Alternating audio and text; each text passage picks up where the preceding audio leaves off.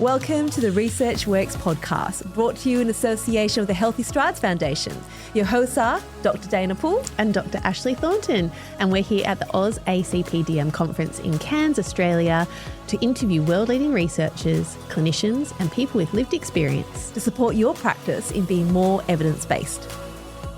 And welcome back to the Tell to Ed podcast. I'm making a special guest appearance on the pod today with two lovely ladies who incredibly won a career highlight award at this conference called the Transformative Practice Award. Let me just read this because it sounds pretty cool. Feels like an ambush. I know, it does, It's doesn't it? a clinician of any discipline who encourages evidence-based practice and translates research into practice. Now, sadly or excitedly, you had to share the award, but I think it was duly deserved. So a quick comment on this and then we can return to the Research Works podcast. You always said you wanted to do a takeover, and that happened really quickly. It really did. We were not prepared. No, not prepared for that at all. No. Yes, your reign has ended. I would say that, look, from really humble beginnings, of having a podcast gear all in a suitcase, very similar to how we've set everything up at the booth today. Yes. Feels like we're returning to our roots. Right. Looking for spaces around Perth that we could record the podcast in. Ed, you were carrying things up the stairs. I won't say that we carried things up because we didn't, but Ed did. And just from there, not really knowing who would listen and with the heart of wanting to promote evidence-based practice was really what we wanted to do, and to be able to do it together. Yes. And to be able to talk about research in such a meaningful way has been such a privilege and an honour. And the fact that lots of people listen is really quite incredible. Like, it's over 300,000 downloads now, guys. It's no small thing. It's amazing. Incredible. Yeah. It really is. And I agree with obviously everything that you've said, Dayna, and I would always rather share that honour and award with you than go it alone. It's been so much fun getting to work with both of you on this podcast. Producer Ed puts a lot of time and effort into making this such a well-oiled machine. So huge thanks to you, Ed, for the role that you have played in You're welcome. How far-reaching Research Works has become. And and the merch. And the merch. Well, if you're listening to this, I'm wearing a bright orange shirt that says the Research Works podcast. Yeah. And at the back, tell it to Ed. Yeah. So. and obviously all of the researchers, clinicians and people with lived experience who give their time to us and talk about all of the hard-hitting research and clinical issues that we cover. Yeah. It's a privilege. It really is. So thank you for the recognition with this award. Thank you to the Academy. Can we put Academy Award on our CV? I feel like that'd be really cool. I think you guys have been talking for too long. I might just have to play the music off. Get the cane. Get the cane out. Yeah, that's right. Pull us off stage. Yeah. No, but thank you for mentioning it today, Ed. Thank you. Thank you for joining me on the Tell to Ed podcast. Now, I'm going to take my ice cream, which is melting, and take it offset, and you guys can continue with the second last episode. This is the final episode where we're wrapping everything up now. Yeah, final episode of our AusACPDM Conference series. Yes, indeed. The last time I have to say that acronym. I was just going to say, well done. That was really quick. I'll add in a little record scratch sound, and then it'll go straight back to the Research Works podcast. Okay, cool. Okay. Thanks, Ed. The magic of producing. I was going to say the magic of television, but it's really not. It's the magic of podcasting and producing. Yeah, that's right. That's right.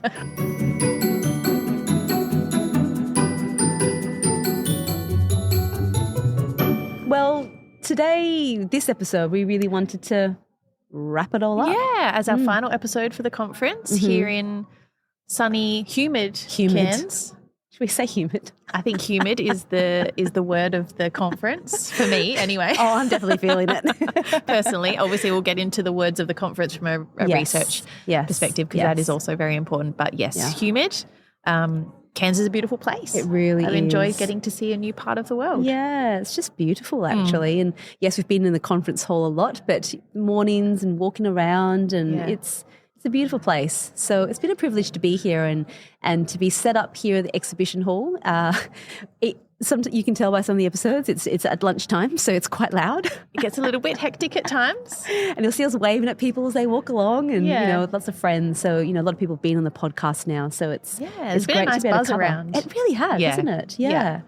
And, we've recorded a lot of episodes while we've been here. Yeah. We've spoken to a lot of people and, as is customary of the Research Works podcast, when we come to the end of a series or, a special conference series like this, we like to wrap things up. We like to draw on the key themes and issues that we've been discussing. Yeah. And at AusACPDM 2024, Respect, Respond, Reimagine were the themes of the conference. Yeah. And I think that ties in really nicely to what we spoke to people about. Yeah. And I think maybe that's a really nice way for us to talk about all the different themes. Yeah. Gosh, it's such a qualitative thing. I like what you did there. That was really good, Ash.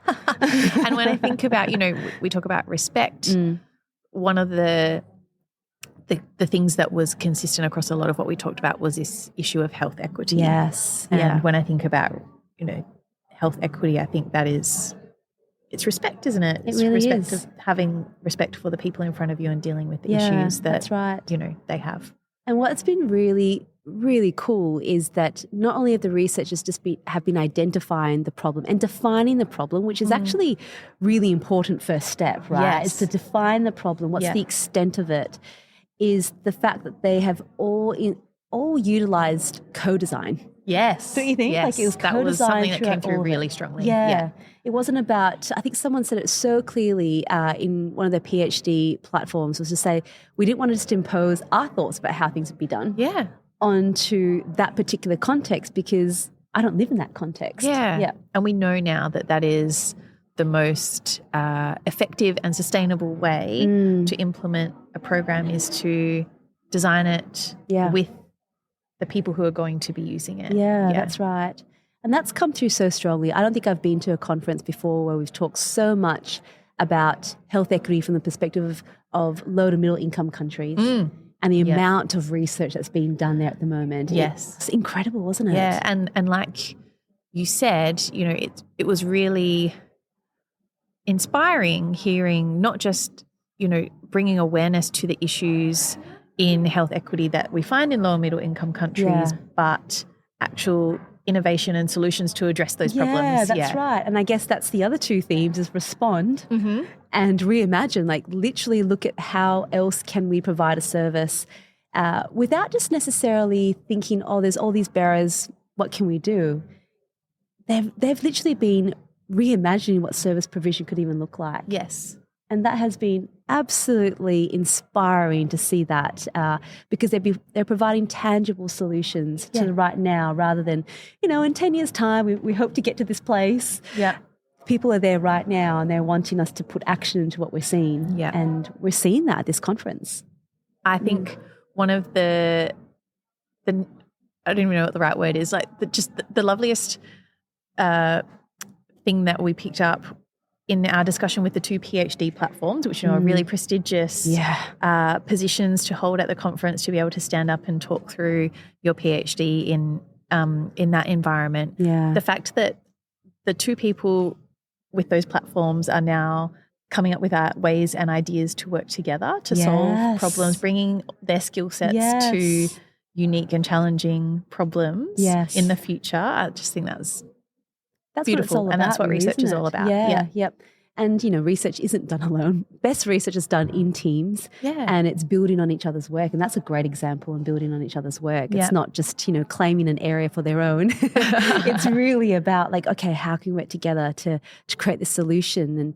And we're seeing so many of these global health networks being around now. So it's all about collaboration. Yes. It's beautiful. Yeah. Really, really nice. Yeah. One of the other things that came through really strongly for me was, I think we had a lot of discussion about our responsibilities as health professionals and how we are able to advocate for and raise awareness for the evidence base for interventions that we are working with in clinical practice. Yes. I think, we spoke about that from a motor skill perspective. Yeah. We actually, we talked to Professor Stacey Dusing about that, who was one of our keynote speakers. I've found all of that discussion really stimulating and inspiring. Gosh, I mean, I loved it. I don't think I could stop buzzing afterwards because what she was saying was, it's where we're headed. No longer are we just thinking about just the motor. She kept saying, I'm a physical therapist, I'm a physiotherapist, and I'm saying it's not just about the motor. Yeah. But it's often the gateway to other developmental outcomes, which are so important for a young person. So now we're talking about not just mobility being a human right, we're talking about play, communication. These are human rights. Yeah. And viewed through that lens, there's a sense of urgency about it. And therefore our responsibility is to provide the best level of care, which can only be defined through the evidence base. Yeah, that's right. That's right. And it's not just about implementing evidence or implementing things that we know have strong evidence, but it's about de-implementing the things that don't. Yeah. And being able to be flexible enough in our practice that we can kind of do both of those things. That's right. Yeah. And I loved that she talked about that because I think she provided such a concise answer to that, in terms of what is the solution. We've been talking a lot about, the role of social media as sometimes a bit of an evidence source. And it was actually the reason why we started the podcast was to provide and shine a light onto practices that have evidence, because it's really hard to discern sometimes on social media. It's really compelling. Yeah. Emotive is the word we've been saying, hasn't it? But actually being able to discern, what has the key ingredients of effectiveness, what doesn't, and sometimes it means you've got to de-implement. And like Sarah said before, it's like sometimes implementing is really hard, but de-implementing is harder. Can be just hard. Yeah. And we have to acknowledge that, but we also have to come up with strategies to support people to do that. Yeah, that's right. So we spoke a lot about training courses and opportunities to come together and actually learn and do all these things together. So again, there's this whole theme about being in a community and it's really exciting. I feel like, this was all summarised really beautifully in Professor Alicia Spittle's Dayna Reddyhoff address. Yes. Or oration, I should say, in, knowledge translation and taking what we know and learn from research and making sure that we implement it into our practice. Yeah. Because ultimately, it's for the benefit of the families that we work with. That's right. And she spoke a little bit about the fact that, this stat that we know about, 17 years to implement knowledge from research into practice in the life of a child is just way too long. Yes. But, we don't have to do it all by ourselves. We can inspire the younger generation to come through and be part of the solution. And it's about all the different kind of knowledge translation techniques. But you can't do research for the sake of research. No. It's always having that endpoint in mind. And that's why co-design is so important, right? Coming alongside and meeting the true needs. Because if you can do that, the implementation is nowhere near as challenging. Exactly. I think you've wrapped that up beautifully. That was really nice, actually. That was a really, really cool way to finish off part of the conference. And I suppose, co-design seems to be a really important word that has been sprouted through everything. We've already mentioned it so many times, haven't we? It's, I hate to say buzzword, but it's certainly, it's a very hot topic at the moment. And I think, research will be all the better for it. Yeah, I think so. Yeah.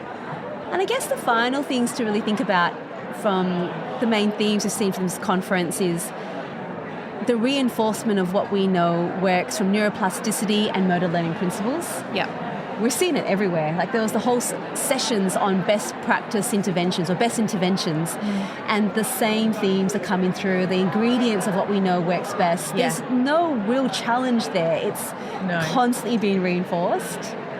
And I think if we can look more at the ingredients rather than what the intervention is called, that's a really important step in terms of discerning what to apply for the child that's in front of you. Yeah, I think that's a great take-home message. Thanks. Well, thank you all for listening along. We hope that you have enjoyed all of the lovely background noise and hum of the conference. We hope that you've enjoyed all of the guest speakers that we've had, and as much as we have, because it's been such a privilege getting to speak to everyone, and we learn so much through this podcast. And we hope you all do too. Yeah, so stay tuned for more episodes from ResearchWorks in our usual format. So that'll be coming to you again very soon. So we'll probably take a bit of a break. Yeah.